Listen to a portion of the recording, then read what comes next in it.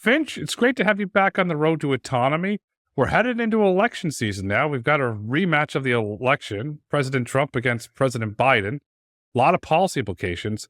What should companies be aware of from a policy perspective that are developing automation today? I think that you can't get aside the prioritization that this administration's put on being the most pro-union administration of all time. This is interesting. We've seen this play out in a number of ways when it comes to the rulemakings, but you may have seen the recent polls that while President Biden seems to have captured organized labor's leadership, we see many rank and file organized labor members or blue-collar workers or normal people, the majority of them support President Trump. So we're seeing an ongoing fight among the two candidates to try and win this membership. So we're going to be watching what this can mean in terms of the promises both campaigns make to organized labor. For automation, we're thinking specifically about the Teamsters and how that plays out. So we've got the impacts of organized labor demands on the current administration, but also the impacts of how they're going to shape the campaigns among each of the candidates. I think you can't understate the importance of organized labor and their demands today. We're going to throw it out there.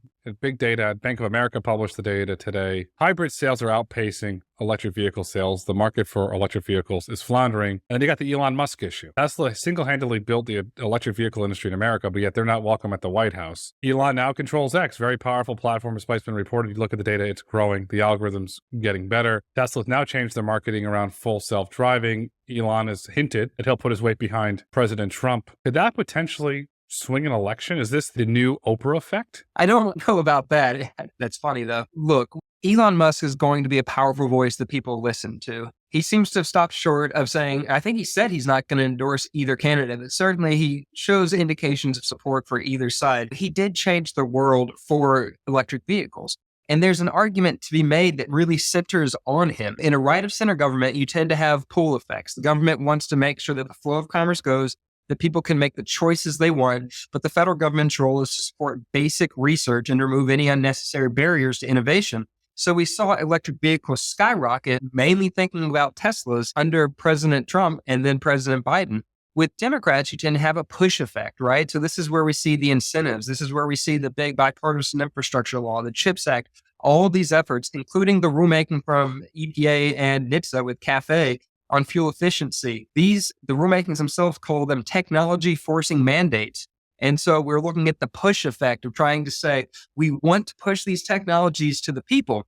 And so what we're saying is a different approach towards electrification. Democrats want to push this forward so that people and lower the barriers for people to take it in, while Republicans tend to sort of pull it along and say, if people want this, we want to make sure people can choose this.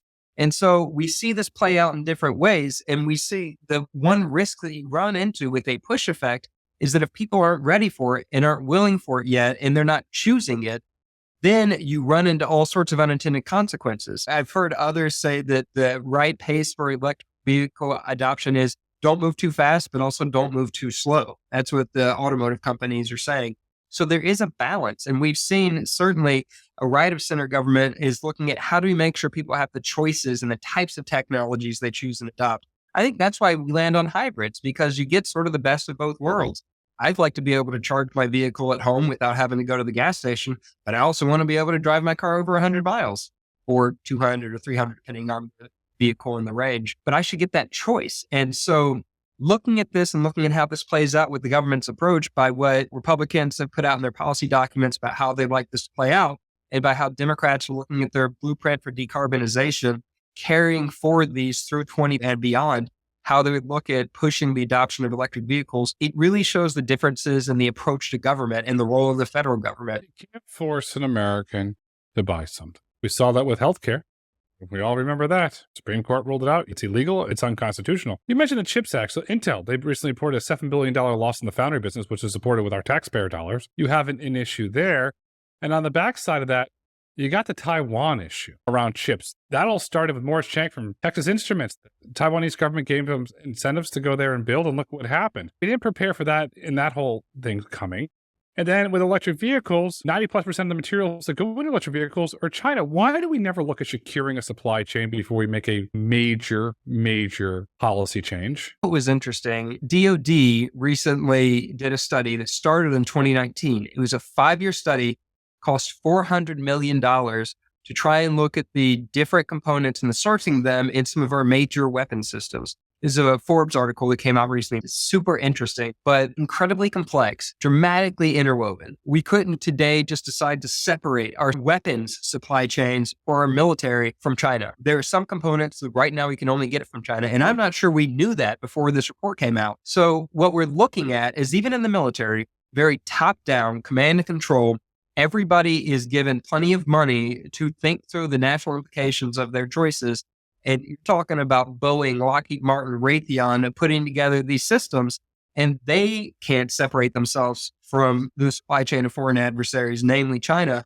And so if the DoD has this much trouble doing it, and we look at the global supply chain for vehicles and vehicle equipments, and we can't de-aggregate it and separate it entirely, we have to think about how we can approach things differently. So you're right. You start out and you dump a lot of money into things, and then you don't think through sourcing on the front end. It can be problematic. Now, I will say, I was just at the SAFE Summit, which brought in a lot of the people doing the investment state by state. And there was a lot of the ongoing attitude is that this money is good and it's helping onshore some of the domestic manufacturing capabilities. And the fact that the money is flowing to the places where people are the most business friendly, which turns out to be a lot of these Republican run states. And so they tend to have Republican members of Congress.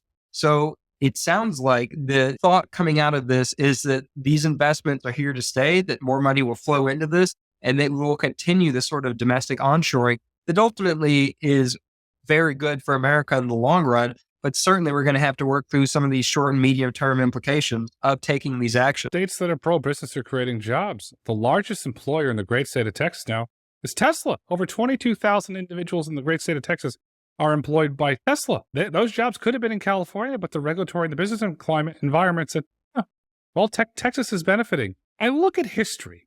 I'm going to ask this. Is history about to repeat itself again for a negative way? Chips, we lost control of the supply chain to Taiwan and China. Electric vehicles, lost control of supply chain to China and Australia. Is the same thing going to happen with autonomy if we do not get the policy right? It very well could. I don't know if you followed sort of the history progression of the adoption of technology in transportation as a whole. By far, the most advanced, wide-ranging technology that changed the world as we know it was the standardization of the box, the container that goes on the ships, that goes on the backs of trucks, that goes on rail cars, that fundamentally changed the world. And it did so by changing the way we move goods. We weren't moving things by break bulk anymore. And then once we started adopting the standardized crate, we started seeing ports investing in the advanced technology to bring the boxes from the ship to the shore and changing the nature of the longshoreman jobs. They started out with these jobs that are just backbreaking, just terrible, difficult. They had some of the highest injury rates. They didn't have access to a routine daily pay. It was boom or bust. They changed the fundamental nature of those jobs. And ultimately what we saw is the ports that adopted the automation technology more quickly, they had more business flow to them. The jobs changed themselves. And what we saw is the ports of New York and New Jersey opposed the modernization of the ports and that technology. The ports of LA and Long Beach adopted it. And ultimately, the unionized workforces in LA and Long Beach started advocating for the quicker adoption of these technologies because it improved the quality of life, the pay, the types of jobs they held. It changed the fundamental nature of their jobs for better. And so this technology worked for them. So what we can see is that happening today, except today in California, you've got the Teamsters and others opposing autonomous trucking technology. And so they block that. This technology that could represent a 40% reduction in the cost of moving goods. Flow of commerce will shift. We saw that during the pandemic with commerce with the port of LA and Long Beach, the line being miles long to get in. Commerce flowed to different ports in the US. So as we saw with Gulf Coast ports take this freight, we can see that again. The entire reason ports like Shanghai, Singapore, the entire reason Dubai exists as we know it today is because they changed their ports to adopt this technology and to make it easier to move the flow of goods. And so suddenly these ports existed in places that were fishing towns for decades and decades and decades. And they started adopting this technology in the 70s. And look at them today. I mean, the existence of places like Singapore and Dubai, because of the adoption of this technology, What I worry about is LA and Long Beach will block things like autonomous trucking, and the flow of commerce will continue to go downhill. And that means the goods will go elsewhere. Now, it may mean the port of Savannah or Houston or elsewhere, but it may not be US. And so what we know is when you lower the cost of goods, you get more of it. The flows will go somewhere. And then all the just-in-time manufacturing jobs that come with it, all the warehousing jobs, all of the other jobs that come out of the flow of commerce, they'll just go elsewhere. And we'll lose all of the jobs because we decided to try and hold barriers in place that would keep costs higher than they have to be, creating a dam, and the water will go around the dam. The flow of commerce will go around it and go elsewhere. It's a real cost. And those that are gambling to try and protect their jobs, which doesn't make sense because autonomous trucking have been shown not to impact any of today's drivers and to give tomorrow's truck drivers different choices on the types of jobs they can take. They're not even gambling with their jobs. They're gambling with the other jobs. They're gambling with the manufacturing jobs, with the warehousing jobs, with all the other jobs that the flow of commerce can bring, all for what? It doesn't make any sense to me, and I think it could be dramatically problematic for the U.S. Gambling with the U.S. economy, point blank. Is organized labor regulating themselves out of business? They could be. I mean, look, organized labor, the Teamsters in particular, I should say, did best when they were working alongside business to grow the share of pie for trucking. Goods don't have to move by truck. We've seen the fight with rail for decades. We actually saw rail unable to remove their own regulations and lose business to trucking back going into the 70s. Once we saw deregulation as a whole, we saw the flow of commerce increase all around. I think we've seen a reduction of 1/6 of the total cost of shipping goods since the 70s. That's a dramatic impact. That's 3% of the entire economy today is based off of the additional flows because we've reduced the regulations and allowed commerce to flow more freely, like water downhill. Yeah, I saw one study that showed that the U.S. imported 4 times as many variety of goods in 2002 as in 1972 because we made it easier for the flow of commerce to go.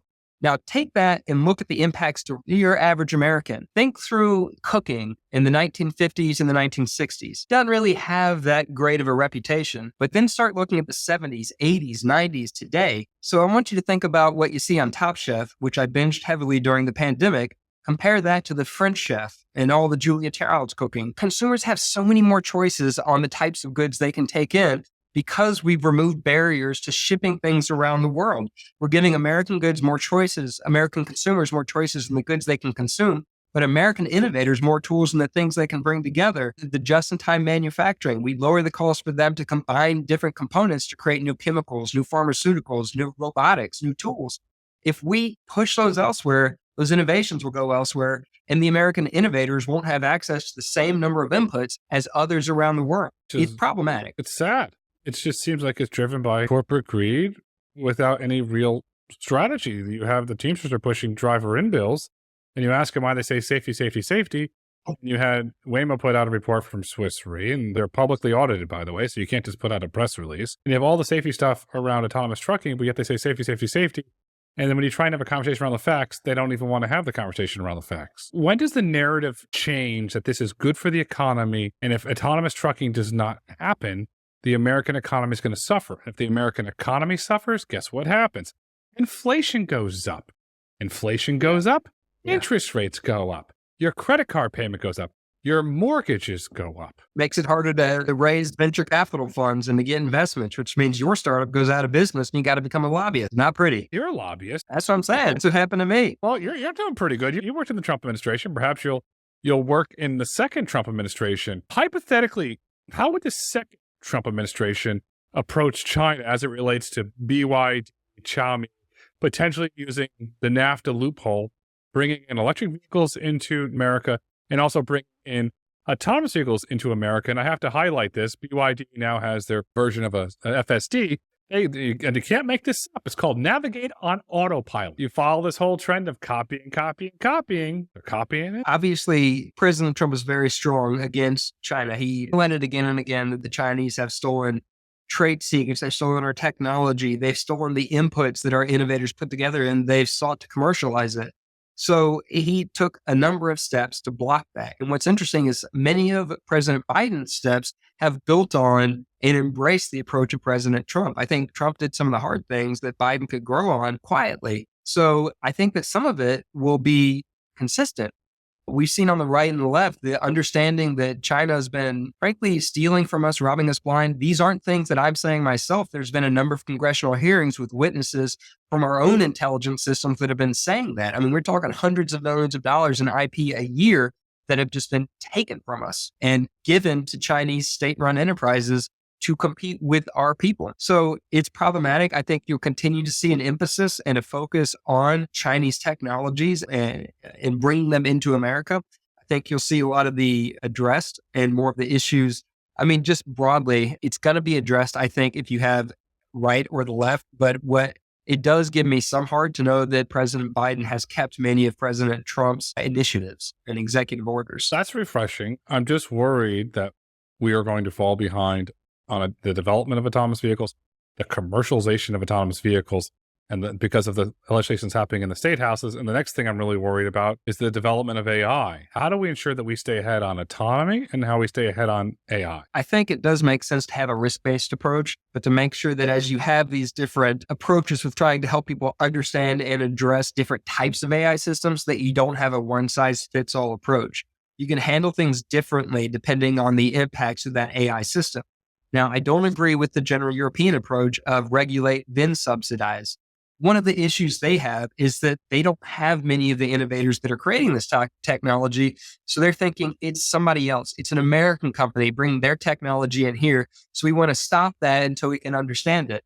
But those efforts to stop this technology and to stop these innovations until we can understand it are hindering their own innovations.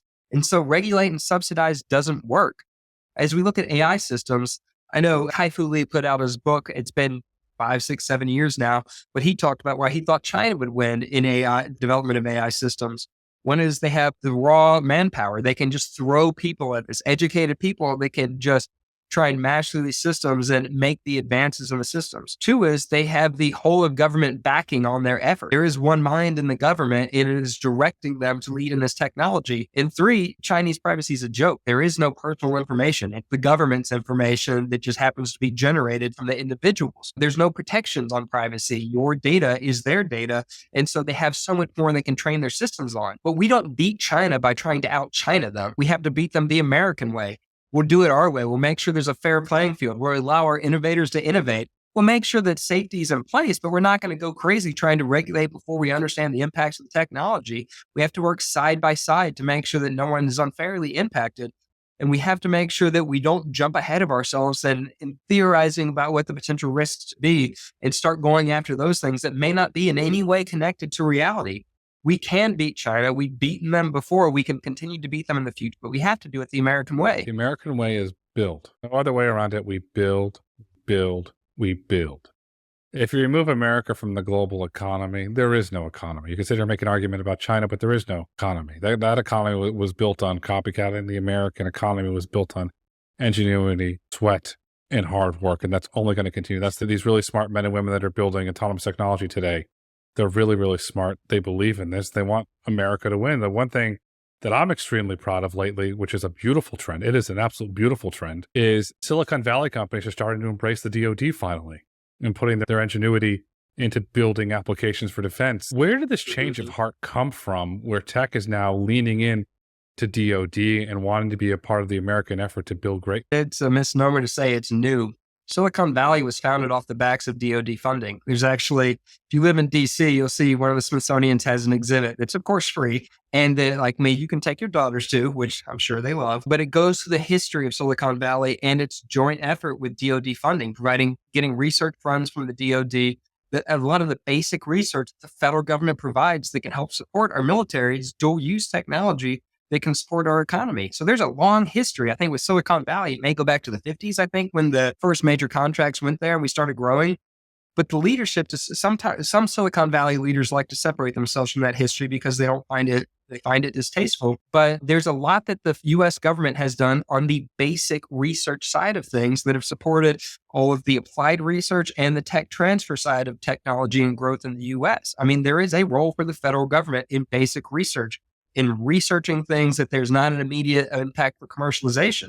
So that's where we saw the internet coming from DoD. It's where we saw autonomous vehicles with the DARPA challenge and all of the Stanford and Carnegie Mellon and the other academic schools or universities that participated in it. a lot of this is not new. And so understanding that and being able to take advantage of that, it can keep companies afloat while commercialization continues. I think it's a real important path for the future of our technologies. There's an argument that can be made without the DARPA Grand Challenges and the Urban Challenge, autonomous vehicles wouldn't be advanced as they are today. Obviously, we know without DoD funding, Fairchild Wheeler wouldn't be here. Intel wouldn't be here. The internet wouldn't be here. We can go down the line. We wouldn't have the breakthroughs on radar technology that all came out of DoD funding. Chip technology, DoD funding, just going down the line. If on January 20th, 2025 at 12:01, if there's a change in administration, what happens to both autonomous vehicle policy and autonomous truck policy? Well, I know that if President Trump wins, the policies that have been written in the mandate for leadership talk about finishing the NHTSA and the FMCSA rulemakings so that there is a path towards commercialization. Because right now, what we've seen is hasn't been a lot of progress in the first 3 years on these rulemakings. There's been sidesteps, there's been more questions asked, but without that clarity of what does the future mean, these companies can reach whatever bar for safety you're raising so we can make sure it makes sense. But they need that clarity and the certainty so they can make the investments, they can flow through. What we're seeing is we ought to see some of the first steps toward commercialization on road by the end of the year this year. If some of the major companies we're talking about hit their goals, that will be big for introduction, but you really can't go all that far until we finish some of the rulemaking steps that FMCSA in particular have to finish. There is no path for commercialization unless those steps are taken. So the FMCSA has to continue. The industry needs them to continue moving these steps forward. The petition for warning indicators, that has to move forward, right? You have to have a way to be able to indicate to anybody that a vehicle is pulled over on the side of the road. And this impacts all road users. I mean, today, the idea that a truck driver driving a conventionally driven truck, somebody else hits them, which is usually the case in 75% of the cases, the trained professional truck driver is not causing any sort of crash or accident. It's the idiots like you and me that are on the road that aren't nearly as good as professional truck drivers. So somebody hits a truck, it has to pull over on the side of the road and put out warning markers. So you have this poor truck driver that's got to get out on the interstate or major highway, walk 40 paces behind the vehicle, drop a fuse or warning marker, and then walk back to their truck and hope no one hits them. And then at the end, when the truck's ready to go again, they got to walk back out there again, putting their lives at risk to go get this warning marker or the fuse, clean up after themselves, put it back on the truck. That's bonkers. You should be able to have alternative means of compliance. Put up big conspicuous lights on the truck to let people know. And why don't we just have a way that they can alert the Waze apps and the Google Maps and the Apple Maps, common data specifications so they can raise a flag and people can see on the map that there's a truck pullover on the side of the road coming up around the corner. I mean, this is common sense. This improves safety.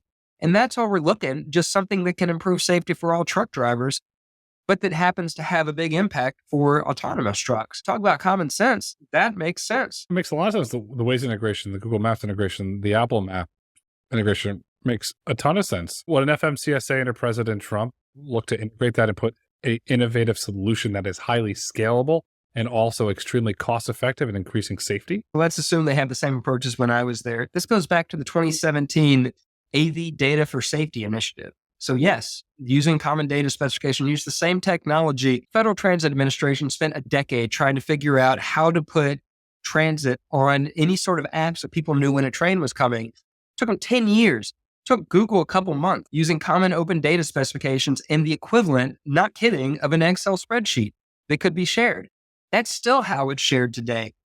One of the most revolutionary technologies for reducing climate change, emission, pollutions has been Google Maps, because people now had a tool in their hand that made common sense, that could allow them to choose to take transit, that could allow them to take the best route, that could allow them to avoid crashes. This has had phenomenal impacts on the efficiency and effectiveness of our built transportation system. We can keep leaning on innovators to highlight the way forward. And I do think a second term of President Trump, they would take that on. But I do have the hope and belief that even if it's President Biden, they'll find a way, because they do have the understanding that there is great benefit that this technology can bring. It's just about balancing that with organized labor's demands. And that's tough. That is not an easy place to be. If there is a second President Biden administration, does organized labor try and push for a federal national driver-in bill? I don't know how you can be successful with that. I think they have to take it more local. I don't know what's going to happen in these different states, but I don't see the facts just don't carry it through. One, being a truck driver is one of the most dangerous jobs in the country. I think it's the fourth most dangerous job in the country.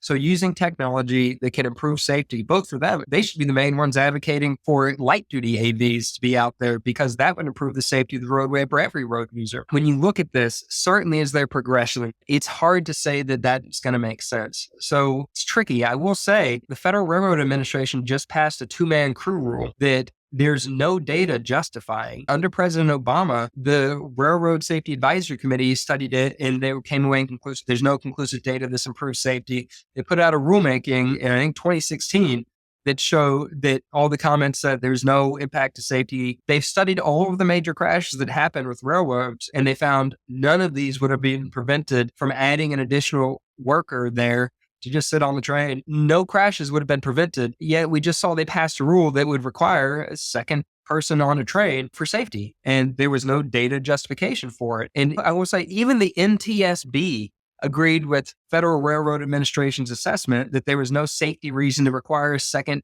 driver or a second railroad worker on a train. It doesn't make sense, but that worries me, right? That rulemaking, I don't understand why you would take that step. It has not been justified by the safety data. So I let you speculate as to why you would do that. Simple. It's give me to organized labor. So they're trying this safety tactic. But I look at this and I look at some of the railroad statements. I have friends that work for the Class 1 railroads and I get regular briefings. It's the same playbook. It's just recycled over and over again. Nobody's called them out on it. Maybe it's time somebody calls them out on it. But when did safety become a political tool? Doesn't seem like it's doing it for the benefit of humanity, benefit of society. It just seems that it became a political tool. I don't know the answer to that. I'll say when you do the actual cost benefit on safety, and by that, I mean, you figure out, does this make sense to do it at all, right? Are there the safety impacts that people are talking about? A lot of data can go into that, and you can have a lot of insights on best ways to do things, but you do have to follow the data. You do have to follow the information. One of the things that I think surprised people was when we put out our rulemaking on a safety framework for automated vehicles, it was the very end of the first term. It was a very stringent rule. I mean, what automated vehicles would have to do and prove to show safety, it's not a low bar. And the safety advocates were like, we like this. I thought we were going to be mad. I thought it was supposed to be the Elaine Chao was all for a wild west of automation. And so what we've seen is that rulemaking is very strong on safety. In the absence of moving these rulemakings creates the exact world that we were criticized for creating. But we didn't create it. We were seeking to address it. And the rulemakings have stopped. So if you look at the safety facts, and if you look at how you can improve safety for all road users, using these technologies, it would say to move forward with them to make sure that there's a common set of safety standards these companies can show safety for. Everybody that puts forth a voluntary safety self-assessment, that's the most you can do without any sort of rulemaking coming forward. So those are very responsible. Any company that does that is showing responsibility, but the rulemaking would bring more of that into a formal process so that everybody understands and there's more uniformity in these approaches. And you highlight the best practices and the standards that go into proving the safety of an automated vehicle. That rulemaking should not be sidelined. That is one that should move forward that would improve safety for all road users. And again, I'm not saying we shouldn't move forward with all the other vehicle technologies or approaches to changing the infrastructure and otherwise to make roadways more safe. It's an all of the above approach when you're talking about safety. Why aren't we doing all of these things? Nothing should be stopped and waiting for other things to happen. If it improves safety, we should be advancing it. Why have the rulemaking stopped? I got nothing for you. We put out the advanced notice of proposed rulemaking because there's lots of questions. We said, here's how we're thinking about doing things. And I think the latest, it's been delayed 8 times, I believe, meaning informal notifications. They've said that they've moved the timeline. I think that current is that they're analyzing comments until November or December of this year. Analyzing comments from the ANPRM that was at the end of Trump's first term. That's 3.5 years. I think it's time to engage on this and to start bringing more of the conversations around the safety benefits of automated vehicles. To me, this seems like a maneuver to slow things down. Do we see a maneuver similar to what they did with railroads around autonomous trucks, autonomous vehicles, and a potential second Biden administration where they try to get some rule? Might not be driver in bill, but they try to get some rule in there since President Biden wants to be the most pro-labor president in history. I don't know. The FMCSA ADS rulemaking did not move. They did a supplemental advanced notice of proposed rulemaking. which is an unusual step. I've never seen it before. They just asked more questions in an ANPRM. They've sent the notification of the proposed rule to OMB, where it's been since December. But the fact that it didn't move at all, and then 27 organized labor unions signed on to a letter saying, you should regulate these technologies. You should regulate them in the way we want. And then the rulemaking goes to OMB. What does that mean? They oppose it, and then they say, actually, you should look at moving forward the rulemakings. And then they go, then it goes to OMB. I don't know what that means, but certainly if they're looking at trying to put forth, set the cement for a stringent rulemaking, maybe that's how they do it. I don't know. It's too much to judge before it comes out, because it could come out and be something that makes a lot of sense. But if you see nothing moves, organized labor letter, it suddenly moves. I don't know. I guess I'll take my tinfoil hat off and just say, I'll read it and we'll see. Okay, you'll do that. But I'm going to look at facts. Look at California. There's a lot of sneakiness going on. First bill to effectively ban autonomous trucks in the state passes the state assembly, state senate. Thank you, Governor Newsom, for doing the right thing and standing on the side of the California economy, the California people, and vetoing that bill. But now what do they come back with now? Let's give city governments local control over autonomous vehicles, which you and I know would effectively ban autonomous vehicles. Could you imagine if you're in LA and you're in downtown LA and you want to go to the beach, you got to go through LA, you have to go through Beverly Hills, you have to go through West Hollywood, you have to go through Santa Monica. All different city governments could potentially all have their own laws. Does this sneakiness try and boil up to a federal level where, oh, let's get sneaky here? Oh, we do. It's good to have local control. Meanwhile, it's an all-out effective ban. Do we see that sneakiness continue? I don't know. I mean, look, there is a role for federalism. As we look to adopt any of it, any advanced technology, you want to make sure that people get a chance to see it, touch it, interact with it, and not have it just imposed on them. So I do agree that there is a role for federalism. But if the idea is to try and give it to every single local unit and let them conflate it, I mean, it becomes an unworkable problem. And that is a tactic that can be used to kill the technology. You give too many mouths to feed, and then you can't give them all information. You can't provide all the information they need. You don't have people that can go talk to every single one of them. So you have to do a lot of community outreach and engagement, but there has to be some central unit that can make the decision. If you're saying one central unit per state makes the decision, and they make sure that you work with all the state and local officials that in any area we're going to be deploying and make sure they're comfortable with it, but ultimately you have one authority, that's doable. If you're saying you have 1,000 authorities along any route, that's purposefully unworkable. We don't treat other technologies that way. It doesn't make sense, even if rhetorically you might be like, oh, is there something there? Can you imagine that? They go down that road. What's next? Each city gets its own DMV, and then you're going to go after human drivers? Oh, no, you got to pay a toll. I mean, where does it stop? Think about traveling on the interstate and having to check with every locality along the interstate just to be able to complete your route. It goes back to what you said earlier, common sense, and this bill is no common sense. Hopefully the legislators in the California State Assembly and State Senate understand that this makes absolutely no sense. It's a gift to organized labor. Obviously, we do not have a federal framework today for autonomous vehicles or autonomous trucks weighing over 10,000 pounds. We have a patchwork of laws today. Texas has them, Florida has them, California has them to some degree, Arizona has them. Overall, where does AV policy currently stand in the United States, and how do you see that changing potentially? So I will say, we recently did a 50-state strategy look with a few different organizations where we brought in a lot of the state and local leaders to figure out what are the actual barriers and where is the actual patchwork in terms of where you can commercially deploy this technology, specifically autonomous trucks around the country. And what we found is most states are willing to engage with it. They want to learn from it. They want to see the upside. They're not looking to start out with any sort of ban. California, of course, is unique because in 2013, they passed a bill to allow autonomous trucking. They said, we want to bring this into our state and you will pass regulations to bring it in and to make it legal. Well, had they not taken action, it would have been legal. But since they passed a law that says this will be legal upon you putting forth the regulation, now you have to have a regulation because it's banned until allowed. It's the European approach, right? So we see that perversely, California tried to do the right thing by passing a law to enable autonomous trucking. But because the follow-on regulations haven't happened and they've been years and years and years delayed, it's banned. And that was not the intent of the California legislature when they passed the rulemaking, but the executive branch entities that did not move the rulemaking forward have willed this ban into being. So it's an interesting situation where California accidentally did the wrong thing when they were trying to be supportive of the technology.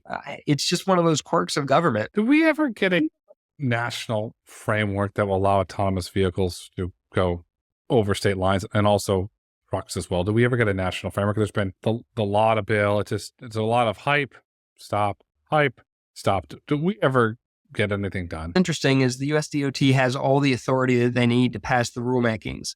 What Congress can give them is greater certainty that that's the direction they want them to go.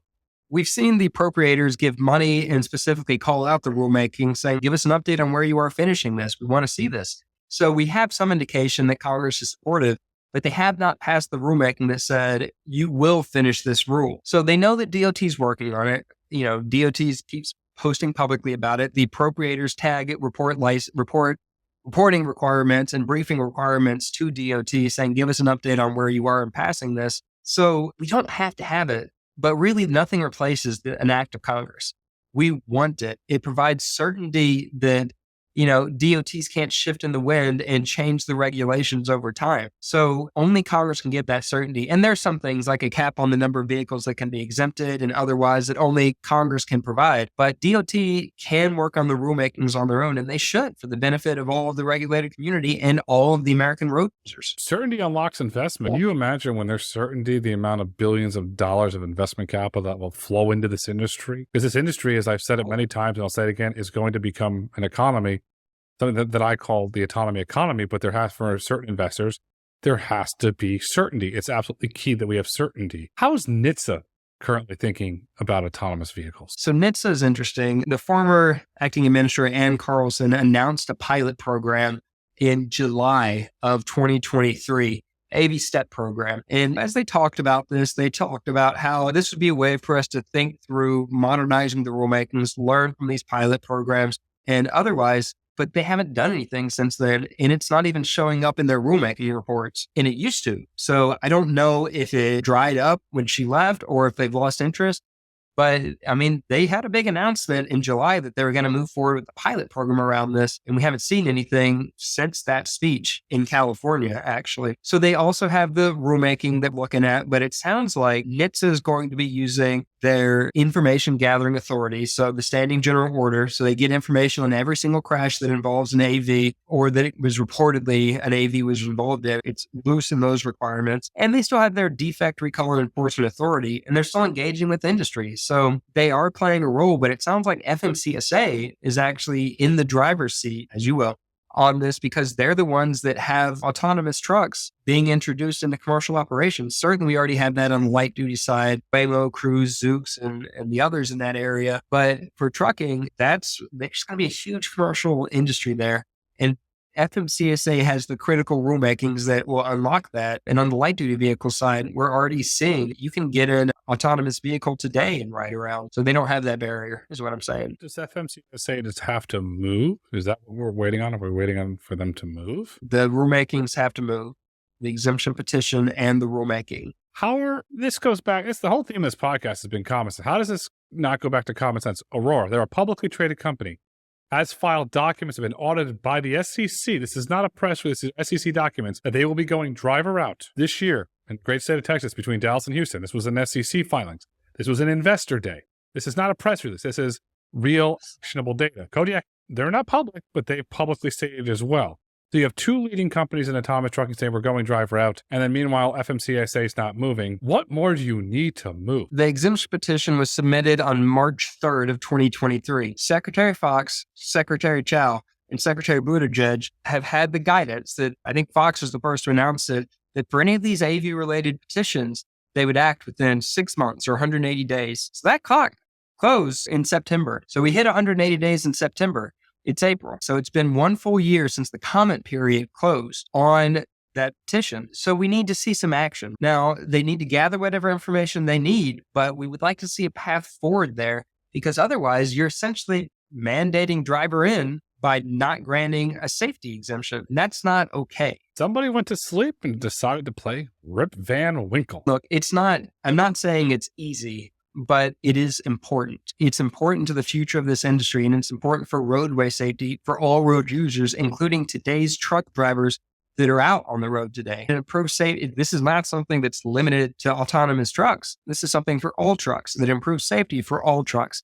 and the other road users, again, the people that can run into these trucks. So it's something that should move forward. And I hope to see it moving forward soon. I think that there's more activity that's happening behind the scenes. So hopefully we see something pop out in the near future. It should move forward for the benefit of all Americans. Autonomous trucks are going to increase safety. They're going to shore up the supply chain. If we had autonomous trucks operating in the Port of LA and Long Beach during the pandemic, we wouldn't have had the backlogs we had, and we could have introduced a hybrid network, which Loadsmith is currently building. It would work. Staying on the politics front, what impact could the EPA have on the development and commercialization of both autonomous vehicles and autonomous trucks? It's interesting. If you're talking about the CAFE standards, that's NHTSA and EPA, and then you have the emission standards that came out. But when you look at either the adoption of new technology, whether it's electrification on shorter routes or the EPA rulemaking said it envisioned hydrogen or it envisioned fuel cell technologies being how the sleeper berth size trucks, the very large trucks, will meet their emissions reduction standards of 25% by 2032. That is incredible. That's going to drive investments. So the fact that the investments have to flow towards electrification and hydrogen fuel cell technology will impact the investments that can go towards autonomous vehicle technology. On the other side, when you're looking at the fuel efficiency standards, increasing those standards, of course, autonomous vehicle technology improves fuel efficiency. A number of key reasons why autonomous trucks are smoother. They drive like the best professional driver, so they're not speeding up, then hitting the brakes, speeding up and hitting the brakes. There's different requirements around driving, so they can hit different congested areas at times of day when there's not congestion. And then, of course, they don't have to stop and run the heat in the middle of the winter in Michigan or the middle of the summer in Texas, running the AC using fuel in the vehicle itself. So I know at Locomation, we saw a 22% greenhouse gas reduction with the use of those systems. I've seen other systems talking about 10, 15% reductions in emissions and improvement in fuel efficiency because of these technologies. So looking at some of the NHTSA CAFE standards, that actually incentivizes the use of advanced vehicle technologies to improve fuel efficiency. But of course, the ultimate purpose of the CAFE and emissions rulemaking is to push investments towards electrification and hydrogen fuel cells. So it's a mixed bag, but certainly this technology can be used to improve the efficiency as well as the effectiveness of our national transportation system. The current mandates for sustainability, carbon reduction aren't working. Electric Class 8 truck with a sleeper berth, 100,000. I think 540 to 525,000, double the price of your regular Class 8. The weight issue, which you and I could get into, we know that. You have the range issue, you have the infrastructure issue. Why not find a middle ground and embrace renewable diesel? If you can buy renewable diesel with an autonomous truck, you're going to have emissions reductions. Matt McClellan from Covenant talks about it all the time. Why not to try and get a single to start instead of trying to go for this home run that is just completely impractical? California, they're banning diesel trucks. Their economy is going to suffer. You said it earlier. If I'm Port of Savannah, come on home, baby. We're open for business. And that port's going to boom. That's what we're seeing, the big building boom in Macon, Georgia, with all the inland port. I'm Texas. Come on, baby. It's going to rock and roll. But yet, no common sense. Why can't we have a common sense and go for a single instead of trying to hit, I'm going to give you another baseball term, a Babe Ruth-sized grand slam? What's interesting is when I was at DOT, there's a 21st Century Truck Partnership Program that's DOT and Department of Energy. It's essentially the same, similar as the Joint Office of Energy and Transportation, except this is just a work group. The focus there was on all of the vehicle technologies that could be used to reduce emissions while still providing the transportation that's needed. And they did very much have an all of the above approach. I mean, this was, and you're talking hundreds of millions of dollars of research into the basic and applied technologies that can be used for these. Now, their estimate at the time was that you wouldn't come close to anything that could work for electrification of these vehicles until 2030, maybe 2032, before it becomes any way commercially viable or practical. So I don't know if that timeline has shifted at all, given the hundreds of millions or billions of dollars extra dumped into it. But there's going to be a lot of challenges, and there's going to have to be, I think that the organization that did the study that showed there needs to be $1 trillion of investments in the charging infrastructure for electric trucks. And that doesn't even touch on all of the updates that have to be made to our energy grid. So there's work that's going to have to be done. And what we may see is the passage of these technology enforcing standards, right? As they've called these rulemakings in the rulemakings themselves. And then delays and say, okay, we'll give you an extra year or two. We'll give you an extra year or two. So they put that bogey on there to force the investments to flow there. And they say, well, we'll control the cap. So we'll tell you when you're okay. I mean, that's a tough way to live if you're the regulated entity, because then you don't have the certainty. You don't know where to go. And they're requiring you to make investments in technology that are speculative, and you don't know if these investments are going to work out. So you are fundamentally betting your business on an unknown. And there may be 5 different options that you have to bet on, that you have to choose from. And the sure thing may be the one that wins, but it may not be. So like, we're going to have winners and losers, because you have to force them to make these decisions. They can't choose all of the above. They have to choose a path for their limited investment dollars, their limited resources, so that they can plan out their future. I mean, it is an unenviable place to be. It was Jim Mullen's Clean Freight Coalition. The free market should choose. The government should not force. There's a lot of challenges that are going to happen with AV policy, especially around the rollout of trucks. We want to have you back on again, Finch, to dive into these challenges as we get closer to the election in November, because we're going to get more data, we get more stuff to go on. Maybe perhaps we have a rulemaking breakthrough, and we're going to have you back to discuss that. But for today, as we look to wrap up, what would you like our listeners and viewers to take away with them? There is a lot of activity going on at DOT and otherwise. There's a lot of potential good. And look, organized labor has a seat at the table. They're really driving the conversation, and they have legitimate needs and legitimate concerns. They want to know how this technology is going to impact the future of their workforce. So I think there's a lot to be said for engaging directly with them, for doing the studies, doing the research, being able to tell them about the workforce of the future. You actually saw the administration put forth a workforce development plan for electrification and for batteries. I'd like to see the same for automated vehicles, led by the government, where companies can submit information, say, these are the sort of jobs we're going to create. These are the sort of jobs our customers are looking to create with this technology. Here's the skills they need. The government aggregates it together, and then we can create a work plan and a roadmap. That's how you address the needs of organized labor, not by banning the technology, but by showing them the path forward and giving them tools to educate and to prepare for these, so that the truck driver of tomorrow can choose a job that's better for them, with a higher quality of life, a better paycheck, more consistent working hours, and that gets them home to their families every day. They can choose the future they want, not the past that we've been stuck with for the decades behind us. Better path forward using this technology. And if we can advance it proactively, embracing the technology, we could bring that future to Americans. There is a better path forward. Let's sit down, old-fashioned DC politics. Let's sit across from each other and have a conversation. Let's not yell at each other. Let's just have a conversation and hash out our differences. If you want to have a cigar during that conversation, have a cigar. We can even do it in the cloakroom if you want, or if you want to be Ulysses S. Grant and have a whiskey and sit at the chair, you can do that too. But let's have a meaningful conversation. He did that at the Willard Hotel. I don't know if you can do that today, because we have a thing called the Secret Service and security. The future is bright. The future is autonomous. The future is common sense policy for autonomous vehicles and autonomous trucks. Finch, thank you so much for coming on the road to autonomy today. Thanks for having me on.